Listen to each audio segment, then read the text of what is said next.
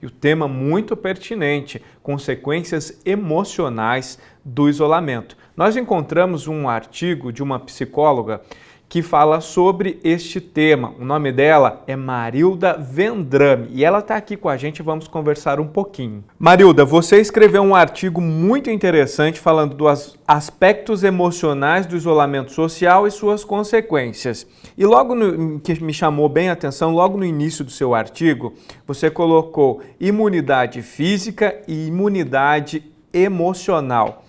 Nestes tempos de pandemia, muito se fala sobre a questão da nossa imunidade. Precisamos estar bem, porque caso o vírus nos pegue, a gente consegue enfrentá-lo, não ter tantas dificuldades durante o tratamento. Mas realmente a gente se esquece da questão emocional diante de distanciamento, isolamento. Eu gostaria que você pontuasse um pouquinho isso para a gente, por favor. Você imagina que nós estávamos vivendo, assim, nós estávamos dirigindo um carro a 300 km por hora, né? Estou colocando uma coisa bem impactante. Então a gente estava num mundo em que a gente não estava olhando muito bem o que estava fazendo, a gente estava no automático, saía de manhã, acordava, tomava um café rápido, pega o ônibus, a condução, vai para o trânsito, trabalha o dia inteiro, volta para casa à noite, janta, dorme e no outro dia a gente continua do mesmo jeito. A gente repete, né, os comportamentos que a gente tem diariamente. De repente, este carro que estava a 300 km por hora foi parado de forma repentina. O cérebro foi impactado de uma maneira, inclusive, por um inimigo que está lá fora e que eu nem sei quem é esse inimigo. Então, o que acontece? Nós tivemos um impacto e o cérebro, ele tem ferramentas, né? Ele está preparado para lidar com situações como de traumas, tal. Mas como essa, a gente não estava preparado. Você também colocou uma pergunta no seu próprio artigo para você mesma responder para a gente, que eu achei muito interessante. Você coloca assim: precisamos de um vírus letal para nos parar? Precisamos, Marilda? Olha só, Ronaldo, eu acho que nenhum de nós está muito orgulhoso da forma como a humanidade tem se comportado, né?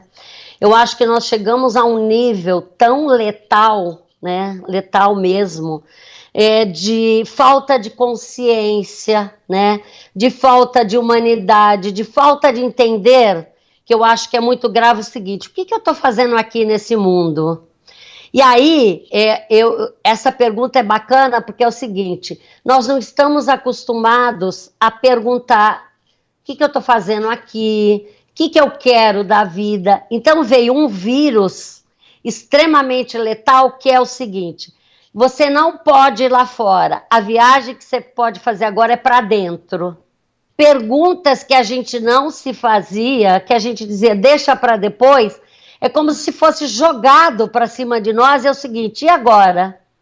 Agora eu tenho que responder essas perguntas. Eu gostaria que você, até mesmo para a gente finalizar a nossa entrevista, por conta do tempo, me falasse sobre a esperança diante dessas consequências emocionais do isolamento. A ciência já comprovou que a resiliência é uma força extremamente poderosa, que a gente pode ir lá no cérebro e, sabe, conectar. O que é resiliência? É o seguinte: continua, faz. Ai, mas eu estou deprimido. Ok, se está deprimido é uma doença, tal. Eu estou com muita ansiedade, ok, precisa ir ao médico, não tem nenhum problema. Mas se não tiver, a primeira coisa, Ronaldo, é muita coisa para falar. A rotina.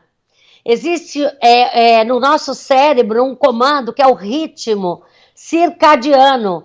Você tem que manter a rotina, acordar no mesmo horário, tomar banho, tomar café da manhã, botar roupa, porque o cérebro tem que entender quando você está trabalhando, produzindo e quando você vai dormir.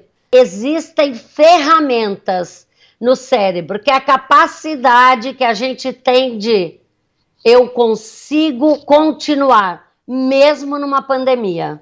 Ok, Marilda, obrigado pela sua participação.